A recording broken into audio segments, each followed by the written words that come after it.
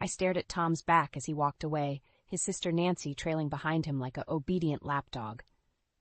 "Maggie, taking care of your mother-in-law is your job while we're gone. Don't mess it up," he tossed over his shoulder without even a glance in my direction. As the front door slammed shut, I let out a long breath, my shoulders sagging. 4 weeks alone with Caroline, Tom's bedridden, mute mother. The same woman who had treated me with thinly veiled disdain from the moment I'd married her son 5 years ago.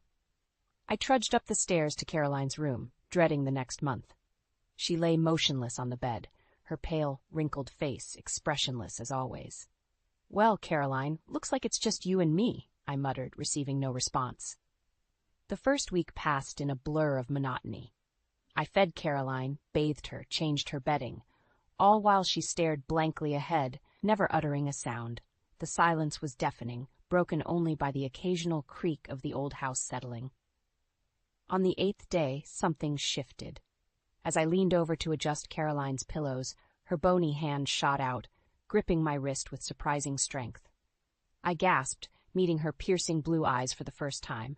"Enough of this charade, Maggie," she rasped, her voice rough from disuse. "We have work to do." I could only gape at her, my mind reeling. Caroline pushed herself upright, swinging her legs over the edge of the bed. "But how? You've been—" "Pretending," she finished, a wry smile tugging at her lips, playing the helpless old woman to avoid dealing with my wretched family. As she began to explain, revealing a web of deceit and cruelty I'd never imagined, a fierce determination took root within me. Tom's betrayal ran deeper than I'd ever known, but now with Caroline's help, I would unravel every last secret. The game was on. As Caroline's revelations sank in, a wave of emotions crashed over me. Shock, anger, betrayal.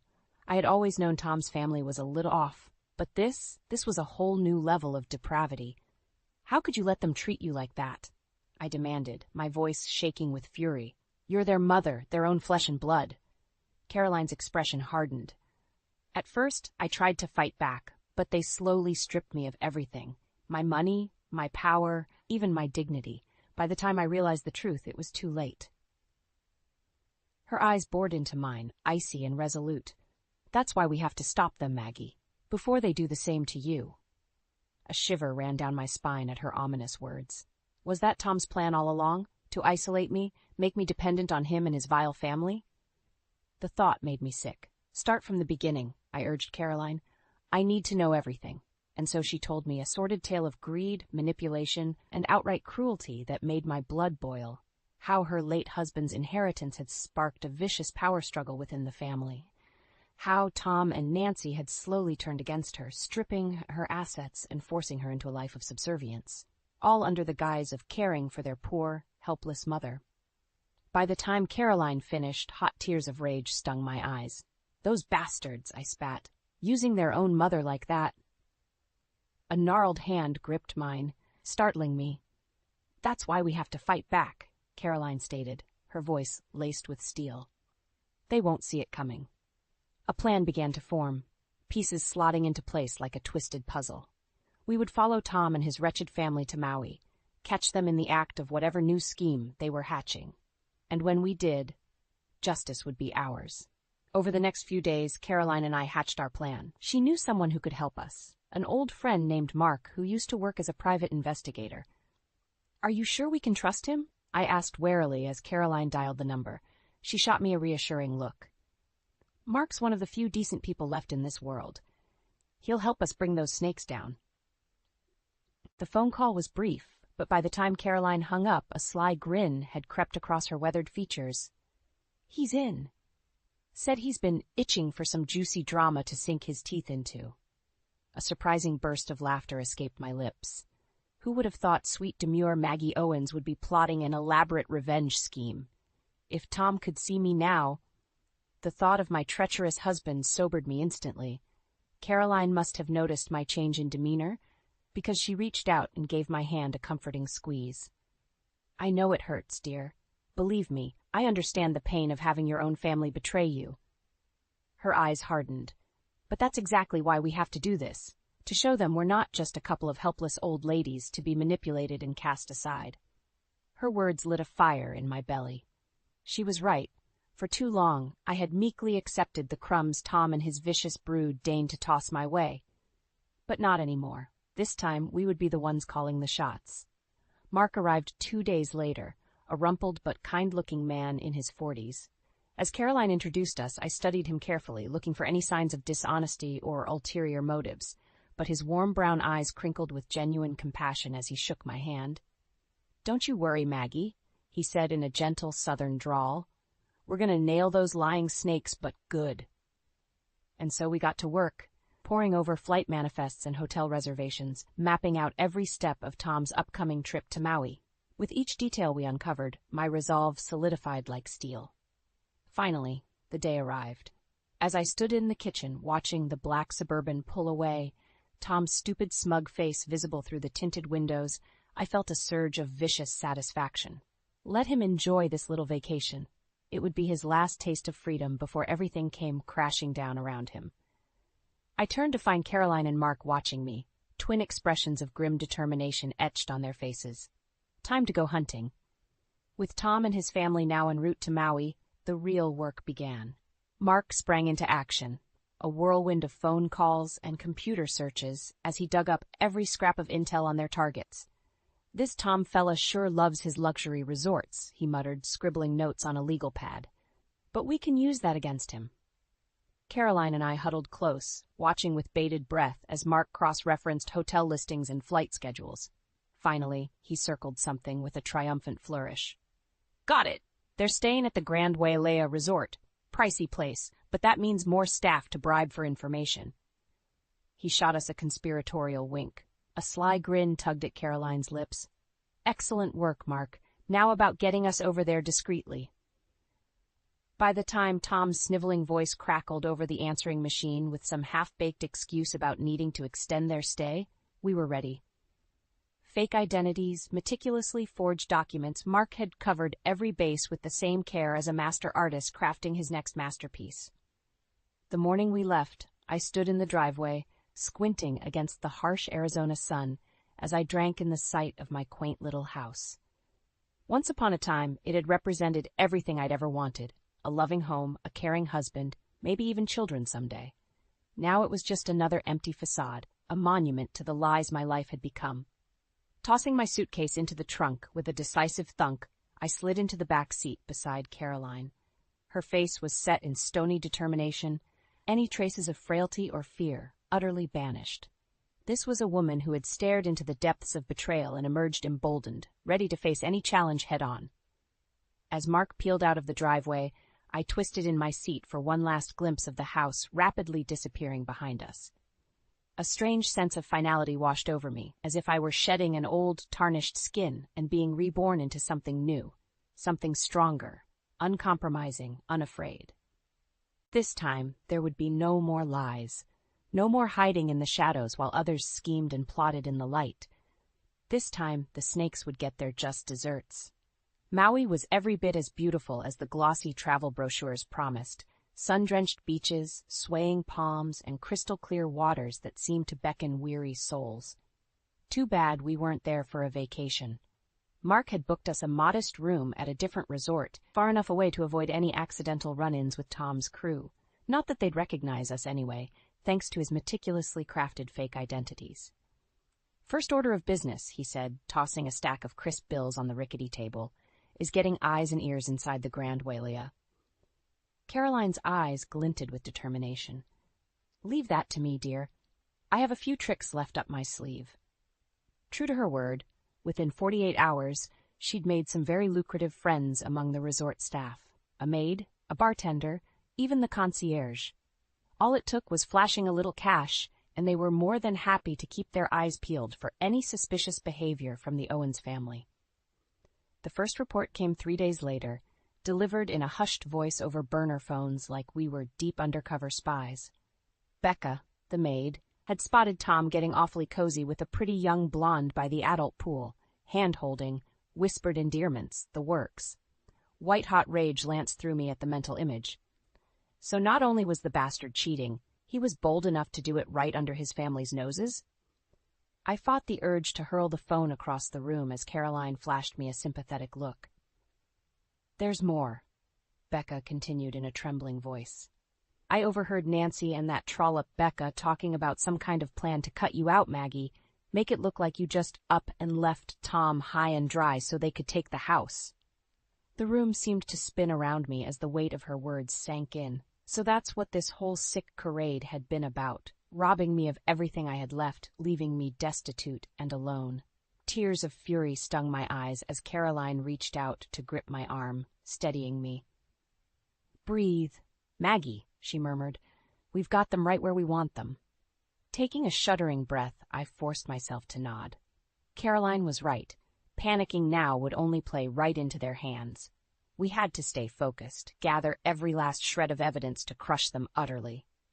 Over the next few days, the calls kept coming. Sordid details of Tom's affair, overheard conversations about their insidious plot to steal my home and inheritance. With each new revelation, the white-hot anger burning in my chest flared brighter, becoming an inferno of righteous indignation that threatened to consume me. Finally, the night before we were scheduled to strike, Mark gathered us around the cheap motel table with a grim look. "We've got everything we need to bury those snakes," he stated, his deep voice laced with conviction. "Photos, recordings, the whole 9 yards. They won't be able to talk their way out of this one." Caroline reached across the table, grasping my hand in a vice-like grip. "Are you ready, dear? Once we start down this road, there's no turning back."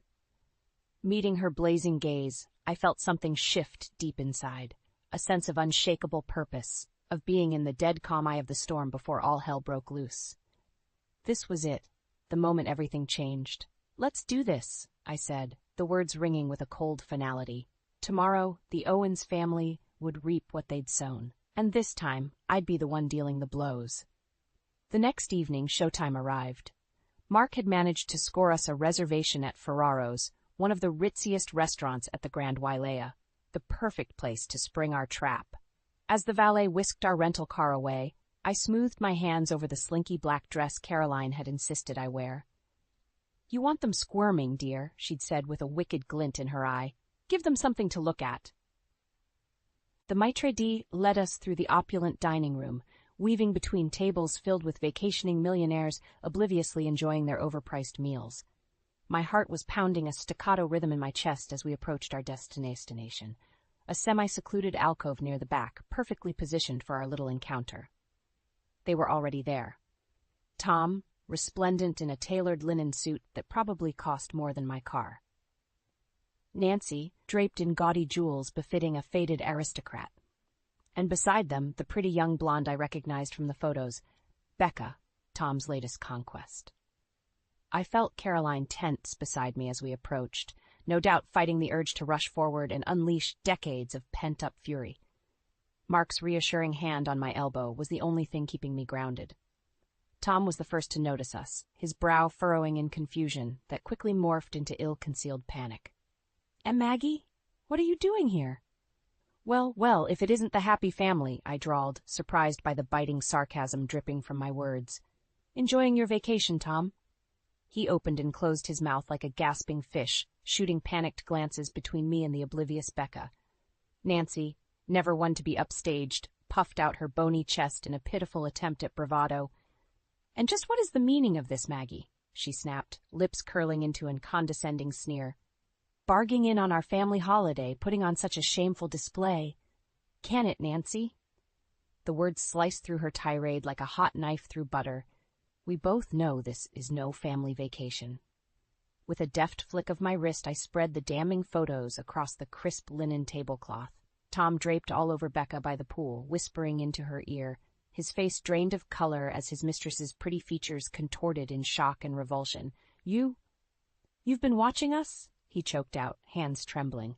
A cruel smile twisted my lips. "Among other things, care to explain to your little friend here about your plan to steal my home, my inheritance?" Becca's head whipped around, eyes wide with a mixture of horror and bewildered hurt. "Tom, what is she talking about?" The question seemed to catalyze something within him. Suddenly he was on his feet, fists clenched, a vein pulsing angrily in his forehead. "You stupid little he snarled, seemingly forgetting we were surrounded by gawking onlookers. That's when Caroline made her move. With a spryness that belied her age, she shot out of her seat and seized him by the lapels, slamming him back into his chair with a surprising burst of strength. "Not another word out of you," she hissed, her face a mask of pure venom as she loomed over her cowering son. "You've tormented me for the last time." Tom's eyes bulged in shock and terror as he finally registered the woman restraining him, the same helpless old crone he'd been belittling and demeaning for years. "Mom? But how?" The sickly sweet smile she turned on him then was somehow more chilling than any glare. "What's the matter, Tommy? You look like you've seen a ghost." The shocked silence that fell over our secluded alcove was deafening. Tom stared up at his mother in abject horror, as if she'd grown a second head right before his eyes. Nancy looked equally stunned, her bravado evaporating like smoke.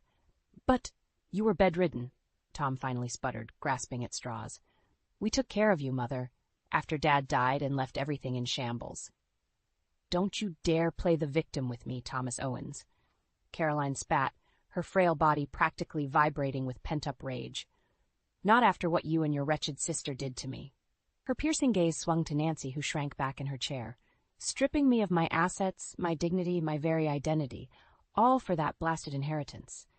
Did you really think I wouldn't eventually catch on to your game?" It was like a dam had burst. Years of deception, manipulation, and suffering came pouring out in a torrent of recriminations. Caroline laid it all bare. The vicious power struggle that erupted after her husband's death, the slow erosion of her autonomy at the hands of her own children, the utter disregard they'd shown her as a human being.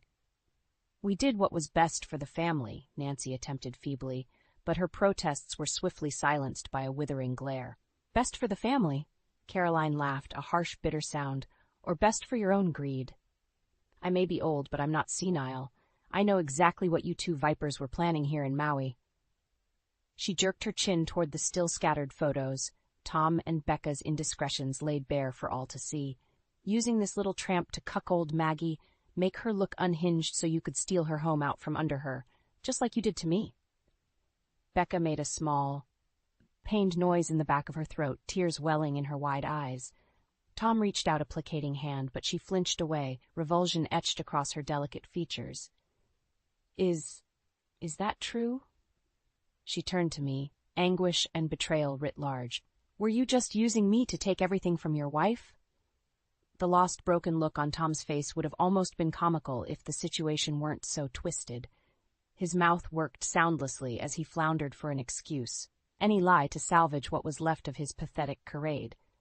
In the end, he simply slumped back in his chair, a puppet with its strings cut, defeated. Nancy, however, wasn't quite ready to surrender. Rounding on me with bared teeth, she hissed, "You little bitch! After everything we've done for you, putting a roof over your head, clothes on your back." "That's enough." The words sliced through Nancy's vitriol like a blade, cold and utterly devoid of mercy. Straightening to my full height, I met her hateful glare with an icy one of my own. "Your lies and manipulations end here," I stated, each word ringing with finality. "The Maggie you knew, the sweet, naive little doormat, is gone. Don't like it?" I gestured to the surrounding diners, gawking in scandalized fascination. "Too bad. The whole world can see you for what you really are now." A muscle twitched in Nancy's jaw, but she seemed to realize the futility of arguing. Slowly, almost grudgingly, she sank back into her seat in sullen defeat.